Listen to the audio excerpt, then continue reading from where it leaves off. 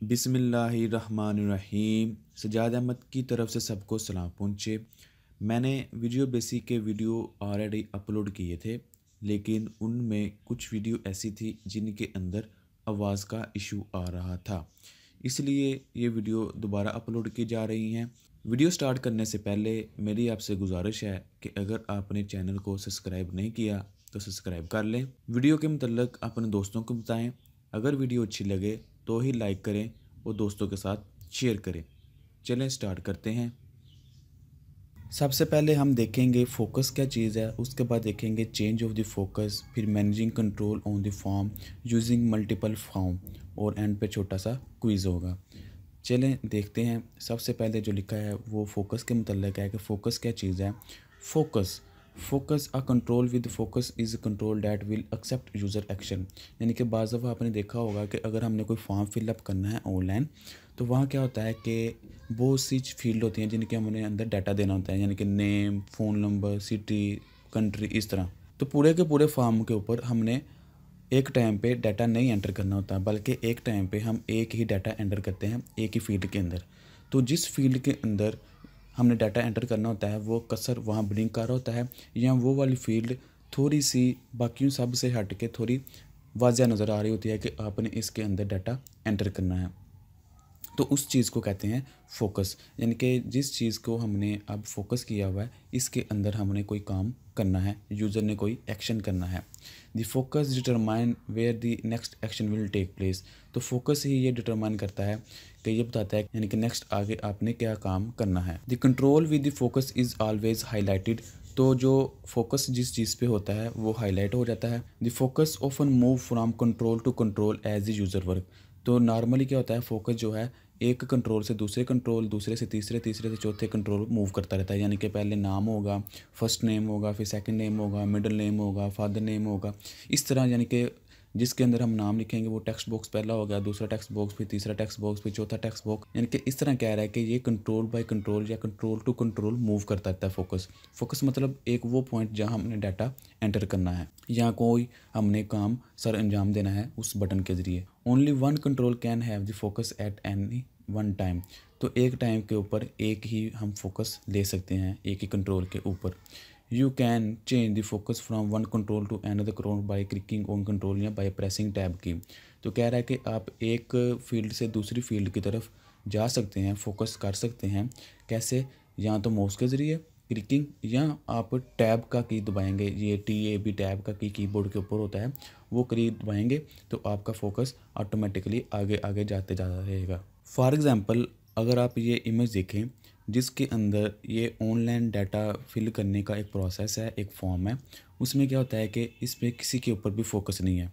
मैं माउस को लेके जाता हूँ इधर क्वालिफिकेशन लेवल के ऊपर, तो आप ये देख सकते हैं कि इधर कुछ ना कुछ वाज़ह तौर पर शो होना शुरू हो गया है। यानी कि यहाँ ये शो कर रहा है कि आपने यहाँ डाटा एंटर करना है, यानी कि फ़ोकस यहाँ है। अब मैं माउस के ज़रिए किसी और जगह भी फोकस लेके जा सकता हूँ, इधर भी, इधर भी, इधर भी। लेकिन दूसरा ऑप्शन क्या है कि मैं इधर जाके जब इधर डाटा फिल कर दूँ तो TAB टैब वाला की अपने कंप्यूटर से प्रेस करूँ तो ये नीचे आ जाएगा फोकस। अब ये फोकस आगे चला गया, फिर आगे चला गया फोकस। इसको कहते हैं फोकस, यानी कि जो ऑटोमेटिकली एक कंट्रोल से अगले कंट्रोल की तरफ जाया जाता है। तो जितनी दफ़ा मैं टैब का की प्रेस करूँगा तो जाते जाता है, तो ये आगे जाता जाएगा। जिस तरह अभी ये कंट्री पे है, इसको मैं फिर टैब प्रेस करूँगा तो ये की सिटी पे आएगा। इस तरह फिर प्रेस किया तो ये आ गया डिग्री अवार्डिंग इंस्टीट्यूट आ गया।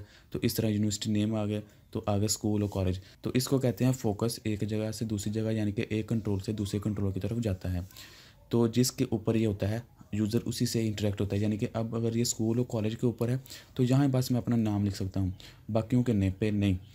हालांकि दूसरी भी चीज़ें हैं लेकिन मैं सिर्फ यहाँ यूज़र मैं जो यूज़ कर रहा हूँ सिर्फ इसी को इंटरेक्ट कर सकता हूँ। तो ये चीज़ें होती हैं कि फ़ोकस क्या चीज़ है, फ़ोकस किस तरह एक जगह से दूसरी जगह जाता है।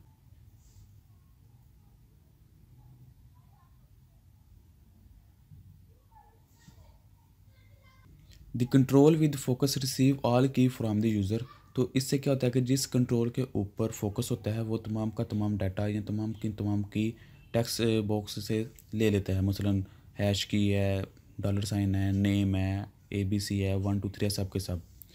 तो इसमें क्या है कि you can press a button bye entering की इफ़ हैज़ फोकस। तो इसके अलावा ये है कि जब आपने नाम लिख लिया तो आप एंटर भी करेंगे तो वो डाटा नीचे आ जाएगा, फोकस जो है तो वो फोकस नीचे आ जाएगा। अब विजुअल बेसिक में बात करते हैं, दी button with focus has a dotted line around it. तो कह रहा है कि विजुअल बेसिक में क्या होगा कि जिस बटन के ऊपर फोकस होगा उसके ऊपर इस तरह डॉटेड लाइन शो होंगी, जो इससे ये शो होगा कि ये इसके ऊपर फोकस है। फोकस के आगे दो इवेंट्स हैं, उसमें क्या है कि गॉट फोकस, लॉस्ट फोकस, यानी कि फोकस हासिल करना और फोकस को छोड़ देना। तो इसमें उसने प्रोग्राम बनाया है जिसके अंदर उसने क्या किया है, एक फॉर्म को ओपन किया और दो बटन लगा दिए। इसमें क्या करता है आगे देखते हैं कि पहला कमांड का नाम है, पहले बटन का नाम है कमांड 1, दूसरे का नाम है कमांड 2। पहला जो बटन है उसके ऊपर भी दो उन्होंने इवेंट लगाए हैं, कमांड 1 के ऊपर गॉट फोकस और फिर कमांड 1 के ऊपर ही लॉस्ट फोकस, यानी कि पहला जो बटन है उसके ऊपर दो इवेंट रखे हैं और जो दूसरा बटन है कमांड 2 उसके ऊपर भी उन्होंने दो फोकस रखे हैं, गॉड फोकस और कमांड 2 के ऊपर लॉस्ट फोकस। अब इनके अंदर कोडिंग देखते हैं। कह रहा है कि कमांड 1 डॉट कैप्शन, यानी कि कमांड 1 जो बटन पहला बटन था उसकी कैप्शन कर दो आई गॉट फोकस, कब, जब उसके ऊपर फोकस आए, यानी कि कमांड 1 के ऊपर जब फोकस आए तो उधर शो कर दो कि आई गॉट फोकस। इसी तरह कमांड 1 के ऊपर जब फोकस चला जाए यानी कि लॉस्ट फोकस कर दे कमांड 1 तो उधर शो करा दो आई लॉस्ट फोकस, यानी कि एक ही बटन है उसके ऊपर दो काम करवा रहा है। अगर उसके ऊपर फोकस आता है तो लिख दो आई गॉट फोकस, अगर वहाँ से फोकस चला जाता है तो लिख दो आई लॉस्ट फोकस। सेम यही काम उसने कमांड 2 के ऊपर भी किया है। कमांड 2 के ऊपर जब गॉट फोकस यानी कि जब फोकस आए तो उधर शो करा दो आई गॉट फोकस, और कमांड 2 के ऊपर ही जब फोकस लॉस्ट हो जाए तो उधर शो करा दो आई लॉस्ट फोकस। तो इस तरह ये काम करेगा। Run the project change the focus bye pressing tab key. तो इसमें यह है कि कह रहा है प्रोजेक्ट को रन करो और टैब की के ज़रिए आप इनके फोकस चेंज करो। तो आप ये देख सकते हैं ये डॉटेड लाइन इसके ऊपर है तो इसने लिखा हुआ है आई गॉट फोकस, और इसी तरह अब डॉटेड लाइन इसके ऊपर है तो इसने लिखा हुआ है आई गॉट फोकस। जब डॉटेड लाइन नहीं है तो उसका मतलब है कि वहाँ फोकस नहीं है तो वहाँ शो करवा दो आई लॉस्ट फोकस। सेम इधर आई लॉस्ट फोकस।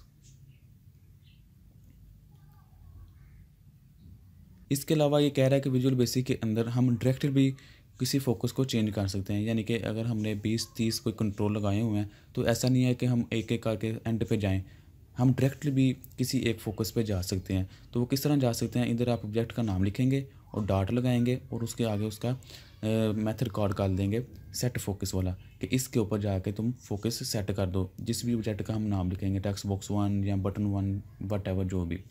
तो उसने ये एग्जांपल दिया है कि एक टेक्स्ट बॉक्स है और एक बटन लगाया जिसके ऊपर उसने लिखा है फोकस। कह रहा है कि इसके अंदर हमने कोडिंग करनी है कि कमांड 1 के अंदर उसके क्लिक इवेंट के ऊपर क्या लिख दो text 1 dot get set focus, कि जैसे ही इस बटन के ऊपर क्लिक हो तो तुम क्या करो, जो टेक्स्ट 1 है, ये जो टेक्स्ट 1 लगा हुआ है इसके ऊपर फोकस सेट कर दो, यानी कि जैसे ही इसके फोकस पे क्लिक हो ये बटन फोकस के ऊपर तो इसके ऊपर सेट कर दो कि ये फोकस इधर आ गया। अब कैसे पता चलेगा, आप ये देखें ये नॉर्मली है जो अभी रन किया है उसने, तो इसके ऊपर फोकस है क्योंकि ये डॉटेड लाइन शो कर रही है।